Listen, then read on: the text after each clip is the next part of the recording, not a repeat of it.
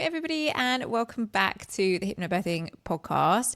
If you are watching this on YouTube, then I do apologise for the funky light situation that is going on. It is kind of the middle of the day here and it's really sunny. We're in the middle of the June heat wave and it's very, very sunny and the light is coming all down on me crazy and there's not a lot I can do about it. So I do apologise. And just as a reminder for anybody that listens, I do put the videos for most episodes onto YouTube as well. So you can watch on YouTube if you like. I mean, it is just us sitting chatting, but I know some people quite like a visual. So it's on there as well. As always, before we dive in, I just want to remind you that obviously if you are currently pregnant, which I assume most of you listening to this are, and you are looking to prepare for birth, then I do offer hypnobirthing courses, doula support, and all of the info for that is in the show notes.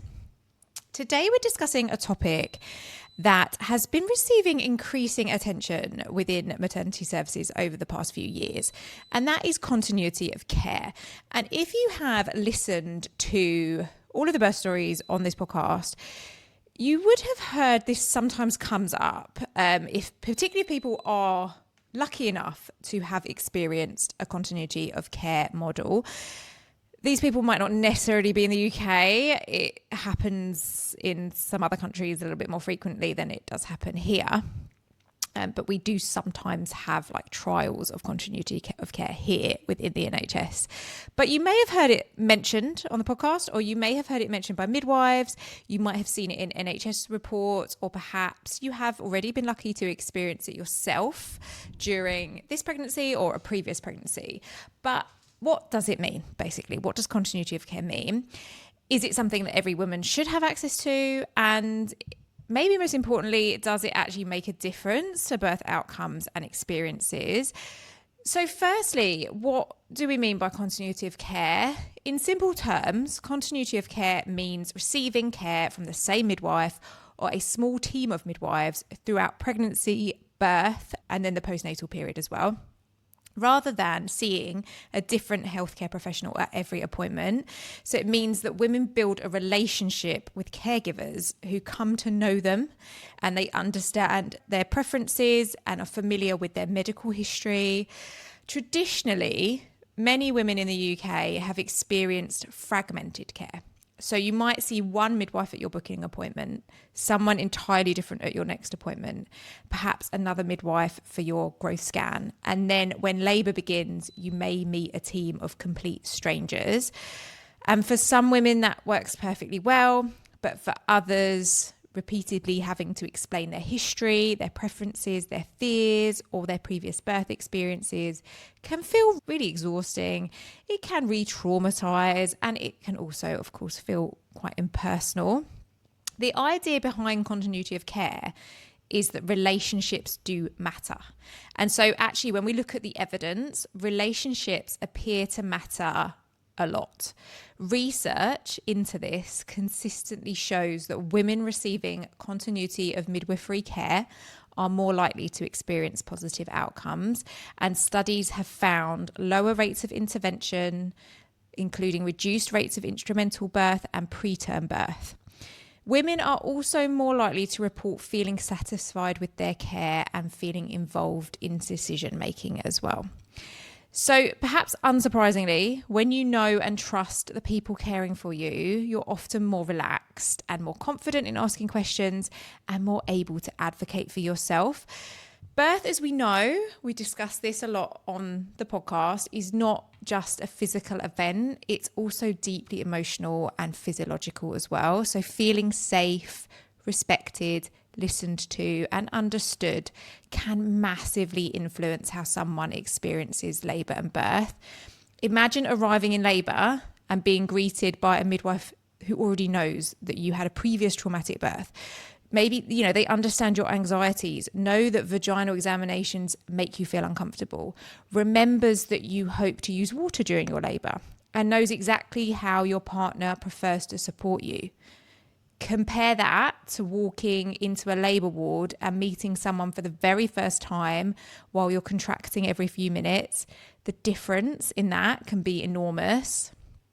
Continuity of care maybe especially important for women who have additional vulnerabilities. So this does include women with previous birth trauma, those who experience anxiety, women from ethnic minority backgrounds, teenage parents, or women with complex social circumstances as well. For these families in particular, having a trusted caregiver who understands their individual circumstances can be transformative. However, despite the clear benefits that have been studied and proven, continuity of care is not straightforward to implement. Many maternity services across the UK are currently under significant pressure, which I'm sure for all of you who are in the UK, you will already know this. Midwife shortages, staffing challenges, increasing birth rates in some areas, and growing complexity within maternity populations all make providing that continuity difficult. There are also concerns from midwives themselves. Some continuity models involve midwives being on call for women within their caseload. Whilst many midwives find this model incredibly rewarding, others report difficulty maintaining work-life balance, particularly when trying to juggle family life alongside unpredictable working hours. And this raises important questions. Should continuity of care be the gold standard for women if achieving it places unsustainable pressure on staff? There isn't an easy answer. Personally, I believe that relationships should sit at the heart of maternity care. I work as a doula. I experience that moment where I turn up at the birth, somebody who they know, who they have spent months working with. We have developed a relationship. I know what they want. I know what they don't want. I know what their fears are. I know how they want to be supported.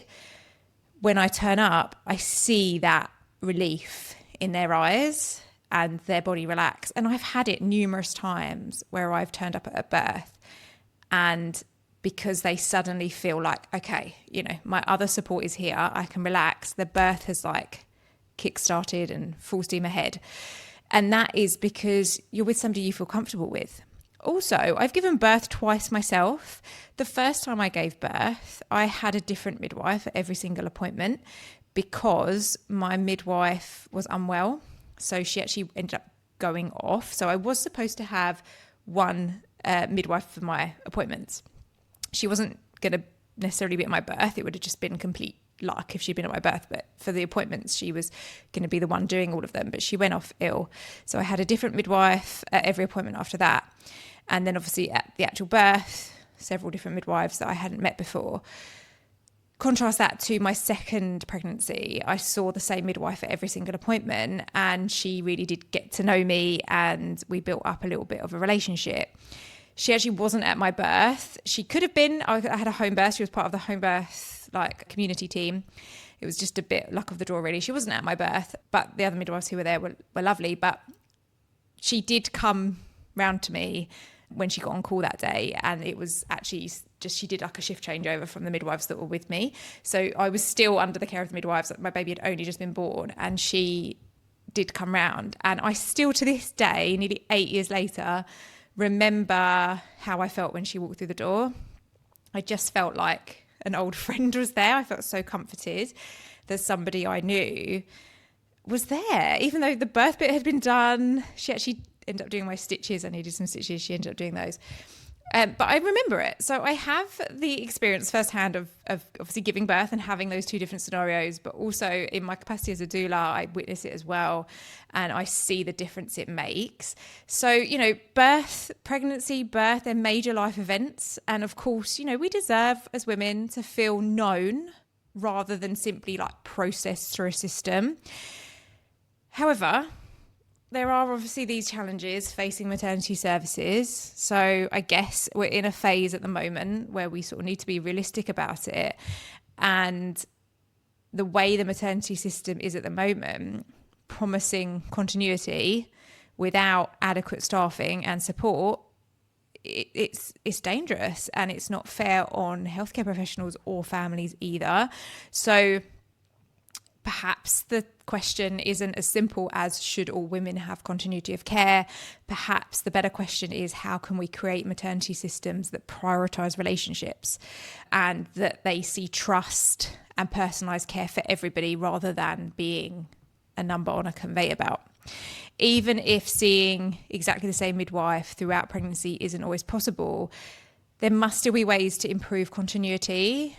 Smaller teams, maybe better communication between those teams, genuine shared decision making, and of course, goes without saying, but ensuring that women feel heard and respected is going to make all the difference. So if you're currently pregnant and continuity of care is important to you, I would really encourage you to ask questions early in your pregnancy. So find out what models of care are available locally. As I said at the beginning, I believe in some places in the UK, they run like trials on continuity of care. I know that I have spoken to women, it may well have been on the podcast or it might have been in a different capacity, but who have had trials of continuity of care in their area. So it's definitely worth asking. Also consider whether independent midwifery or, if not that, doula support might provide that additional continuity if that is something that's accessible to you. That is kind of where doulas fill that gap between the system and you, is that they are obviously, as doulas, we're not medical professionals, we're not medical in any way, but we are that person who we know birth, we know about birth, we experience birth, we see birth. We are, spending our whole lives talking and soaking up birth. We know how birth is. We know how it's supposed to go. So we're kind of the middle between that person who knows you and can support you and can advocate for you and can hopefully make you feel relaxed and safe as soon as they come in the room. Regardless, though, of who is providing your care, you always deserve to be listened to and respected. And you always deserve to be involved in the decisions about your own body and your baby. You do have autonomy over your body and your baby. I'd love to hear your experiences. So please do come over to Instagram, message me, let me know. Did you experience a continuity of care model during your pregnancy? Did it make a difference to your birth experience? Or did you receive fragmented care, and how did that feel? Thank you so much for listening, and I'll see you next time.